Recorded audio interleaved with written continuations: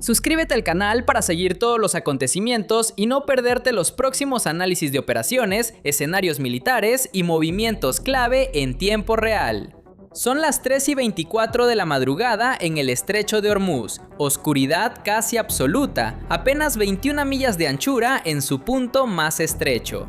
El USS Gerald R. Ford, portaaviones de clase Ford, valorado en $13.000 millones, con 5.000 marineros a bordo y cerca de 90 aeronaves, avanza por una de las franjas marítimas más importantes del planeta. Entonces, desde el centro de operaciones del USS Leyte Gulf, un operador de radar pronuncia una frase que cambia por completo la situación. Señor, tenemos 80 contactos de superficie moviéndose para bloquear el estrecho.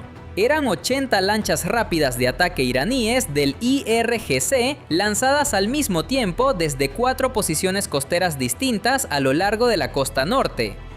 Avanzaban en 4 columnas coordinadas, no directamente hacia el fort, sino atravesando el estrecho de proa a proa, con la intención de levantar una barrera física sobre las 2 rutas de navegación al mismo tiempo. Detrás de ellas se movían 8 buques de carga iraníes, más pesados y lentos, encaminándose hacia puntos de fondeo situados justo en el centro de la zona más estrecha del paso marítimo. En el aire, 6 aviones iraníes de patrulla marítima sobrevolaban el área en círculos y transmitían por frecuencias internacionales de navegación. En este escenario, el mensaje de Teherán fue preciso, frío y muy claro. El estrecho de Hormuz queda cerrado con efecto inmediato. Todos los buques deben detenerse o asumir las consecuencias. Por este estrecho pasan 840.000 barriles de petróleo cada hora. Detrás del fort, 14 petroleros comerciales ya empezaban a reducir velocidad. En Asia, los mercados energéticos reaccionaban a los primeros informes sobre el intento de bloqueo.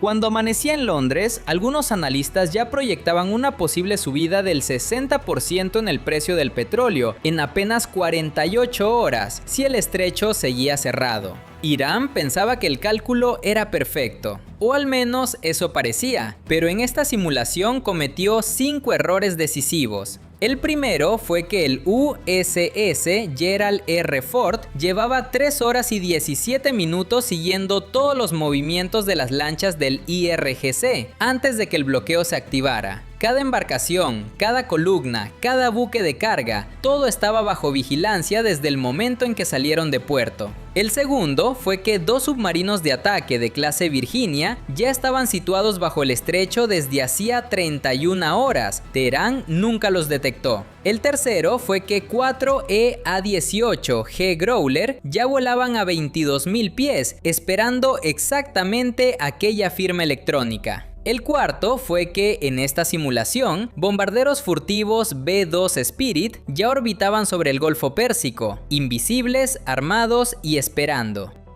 El quinto fue que el mando naval estadounidense había autorizado previamente el protocolo de enfrentamiento total a la 1:47, 1 hora y 37 minutos antes de que la primera lancha iraní cruzara la línea del bloqueo. Lo que ocurrió durante los siguientes 44 minutos se convirtió, dentro de este escenario, en una de las derrotas más completas de un intento de bloqueo naval en la historia moderna. Para entender lo que Irán intentaba conseguir realmente, primero hay que comprender qué significaría cerrar el estrecho de Hormuz durante solo 24 horas para la economía mundial. Cada día pasan por este corredor marítimo entre 17 y 21 millones de barriles de petróleo. Arabia Saudí, Emiratos Árabes Unidos, Kuwait, Irak y Qatar dependen de esta vía para sacar gran parte de sus exportaciones energéticas. Japón obtiene cerca del 80% de su petróleo a través de Hormuz. Corea del Sur alrededor del 70%. India cerca del 65%. Un cierre de 24 horas no solo dispararía los precios del crudo,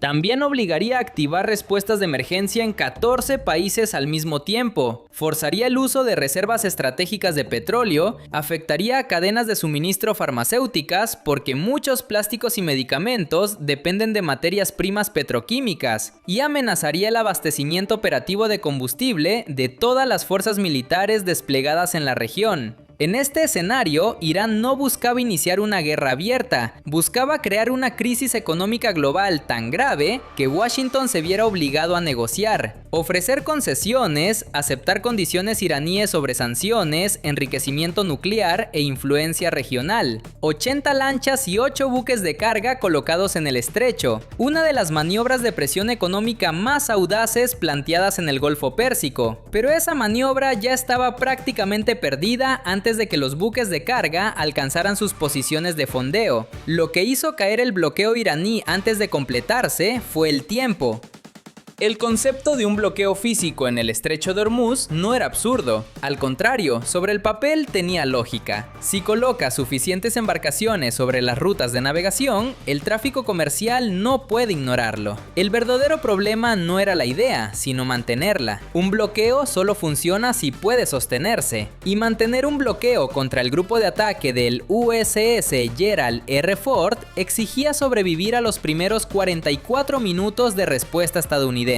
Las 80 lanchas iraníes no estaban pensadas para derrotar a un grupo de ataque de portaaviones, estaban pensadas para estar ahí, para ocupar espacio, para crear una barrera física y obligar a Washington a tomar una decisión incómoda: aceptar el bloqueo o abrir fuego contra embarcaciones iraníes ante los ojos del mundo. Teherán calculó que Washington dudaría. En esta simulación, Washington llevaba preparándose desde hacía 3 horas y 17 minutos.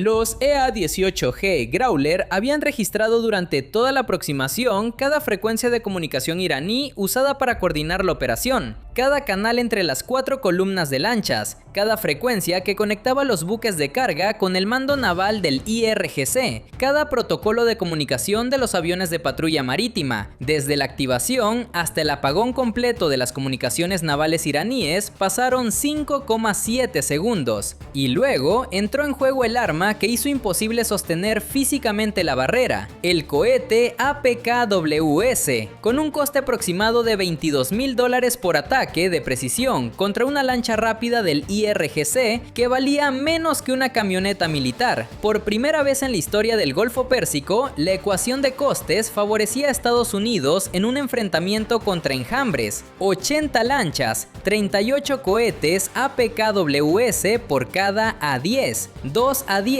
ya orbitando a 15,000 pies. La matemática era simple.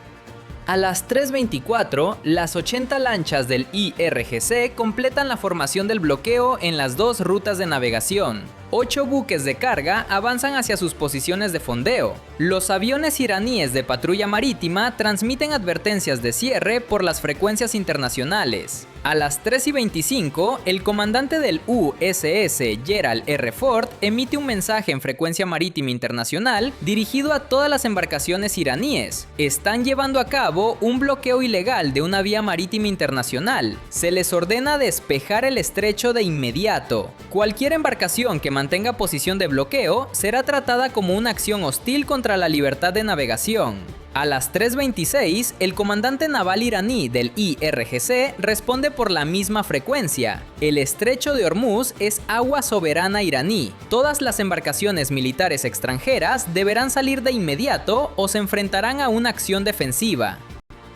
A las 3:27, en este escenario, el mando naval estadounidense activa el protocolo de enfrentamiento total. Los EA-18G Growler actúan al mismo tiempo. En 5,7 segundos, todas las frecuencias de comunicación naval iraní en el estrecho quedan silenciadas. Las 4 columnas de lanchas pierden coordinación entre sí. Los buques de carga pierden contacto con el mando del IRGC. Los aviones de patrulla marítima pierden su enlace de datos táctico. 80 lanchas y 8 buques de carga siguen en posición, pero ahora operan en completo aislamiento. A las 3:28, un P-8 a Poseidón transmite por Link 16 el paquete de objetivos actualizado. Las 80 posiciones de las lanchas, las 8 posiciones de los buques de carga y las 6 posiciones de los aviones de patrulla quedan enviadas a la ala aérea del USS Gerald R. Ford, a los 2 submarinos de clase Virginia y a los B-2 Spirit que orbitan por encima. A las 3:29, el primer A-10 desciende desde 15,000 pies. En su pantalla táctica aparecen los 80 iconos de objetivos enviados por el P-8A. Los pods APKWS están armados. El pod de designación Lightning está activo. El piloto selecciona la formación líder, la columna norte, que está formando la línea principal del bloqueo en la ruta de navegación más importante. A las 3:30 se produce el primer ataque con APKWS, designación láser, sobre la zona del motor de la lancha líder. El cohete enciende su motor, las aletas de guiado se despliegan, impacto con precisión de 1 metro, motor neutralizado, lancha detenida sobre el agua. Segunda lancha, tercera, cuarta, la columna norte pierde sus 4 embarcaciones de cabeza en 60 segundos. La línea física del bloqueo abre su primera brecha. A las 3:31, el segundo A10 ataca la columna sur, misma secuencia, APKWS, golpes precisos contra motores uno tras otro. La línea sur del bloqueo empieza a romperse a medida que las lanchas quedan inmóviles sobre el agua. A las 3:32, el USS Gerald R. Ford lanza la primera oleada de ataque. 8 F-18 Super Hornet armados con misiles antibuque AGM-84 Harpoon apuntan contra los 8 buques de carga que avanzan hacia las posiciones de fondeo en el centro del estrecho. Esas embarcaciones pesadas debían convertir el bloqueo en algo permanente, funcionando como anclas móviles dentro de la ruta de navegación. A las 3:33, los misiles Harpoon alcanzan el primer buque de carga, guiado por radar activo, impacto directo, embarcación inutilizada. Segundo buque de carga, tercero. En este escenario, en apenas 4 minutos, los 8 buques de carga quedan parados sobre el agua, a la deriva e incapaces de alcanzar sus posiciones de fondeo.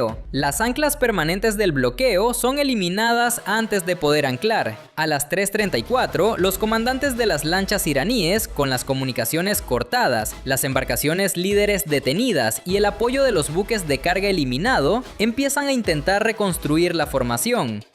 Pero sin comunicación, trabajan de manera individual. Quedan 76 lanchas tratando de coordinar un bloqueo sin visión compartida y sin órdenes claras del mando del IRGC. A las 3:35, los bombarderos furtivos B-2 Spirit actúan sobre las 4 bases navales costeras del IRGC, desde las que habían salido las 80 lanchas. En este escenario, esas bases eran las que debían reabastecer, repostar y reforzar el bloqueo. Cada una recibe munición guiada de precisión. Las 4 quedan neutralizadas al mismo tiempo. No habrá segunda oleada. A las 3:37, los A-10 completan su tercer pase de ataque. El enjambre se reduce de 80 a 41 lanchas. Las embarcaciones restantes se encuentran en desorden total, sin formación, sin coordinación y sin órdenes. A las 3:39, 2 submarinos de clase Virginia obtienen soluciones de tiro sobre 6 submarinos iraníes de clase Kilo, que habían intentado usar el caos del bloqueo como cobertura para aproximarse al fort.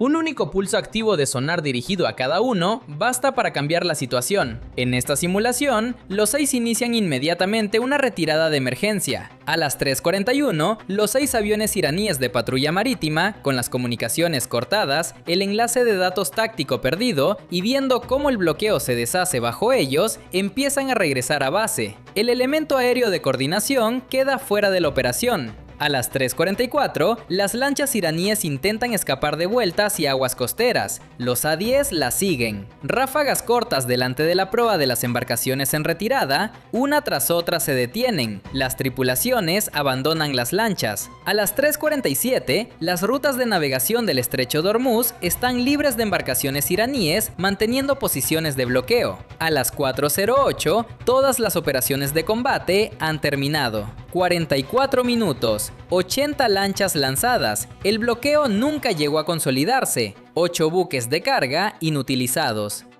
4 bases costeras neutralizadas, 6 submarinos iraníes retirados, 0 bajas estadounidenses. A las 4:11, el comandante del USS Gerald R. Ford transmite el mando naval de Estados Unidos: en este escenario, estrecho de Hormuz libre, tránsito continuando. En esta simulación, la televisión estatal iraní emitió su declaración al amanecer. Según esa versión, la Marina del Cuerpo de la Guardia Revolucionaria Islámica había demostrado con éxito la capacidad de Irán para defender sus aguas soberanas frente a la agresión estadounidense. Las fuerzas iraníes, decía el comunicado, habían realizado un ejercicio planificado y se habían retirado después de entregar su mensaje estratégico. Pero el Lincoln nunca se detuvo, el Ford nunca desvió su ruta, el estrecho quedó libre de todas las embarcaciones del bloqueo iraní en 44 minutos desde el inicio de la operación. Las imágenes de satélite contaron el resto de la historia. 8 buques de carga iraníes inutilizados y a la deriva en los accesos orientales del estrecho. 4 bases navales costeras del primer GC mostrando daños catastróficos por municiones guiadas de precisión. 41 lanchas rápidas de ataque del primer GC detenidas sobre el agua o abandonadas. 6 submarinos iraníes de clase Kilo fotografiados en superficie durante una retirada de emergencia. Y los petroleros comerciales que habían reducido velocidad detrás del Ford volvieron a acelerar a las 4:23. Los 14 continuaron su tránsito por el estrecho dentro del horario previsto. Los mercados petroleros que habían reaccionado con fuerza ante los primeros informes del bloqueo corrigieron por completo hacia las 6:00 cuando quedó claro que el paso volvía a estar abierto. 840.000 barriles por hora, sin interrupción. Eso es lo que este escenario demostró sobre el estrecho de Hormuz.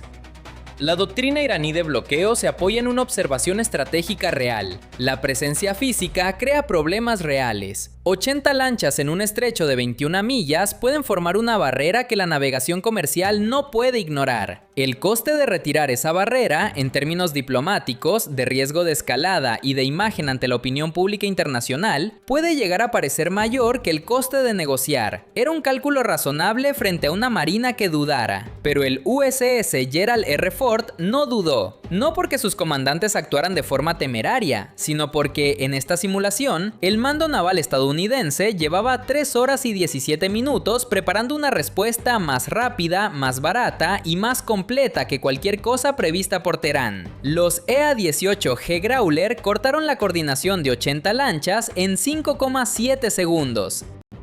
El APKWS, con un coste de unos $22.000 por ataque, hizo que neutralizar embarcaciones individuales del bloqueo fuera más barato que mantenerlas operativas. El B-2 Spirit eliminó las 4 bases que debían sostener y reforzar el bloqueo antes de que esas bases pudieran reaccionar, y el A-10 Warthog, orbitando sobre el estrecho durante 44 minutos, garantizó que ninguna embarcación iraní pudiera conservar una posición de bloqueo, aunque sus comandantes intentaran transmitir órdenes por frecuencias que ya no funcionaban. Irán intentó cerrar el estrecho de Hormuz con 80 lanchas. En este escenario, la respuesta ya estaba en marcha antes de que la última embarcación alcanzara su posición. El estrecho de Hormuz seguía abierto. 840.000 barriles por hora, como siempre había estado, como siempre debía seguir. La pregunta es clara, en un escenario así, con 80 lanchas desplegadas para cerrar físicamente el estrecho de Hormuz y una respuesta del USS Gerald R.,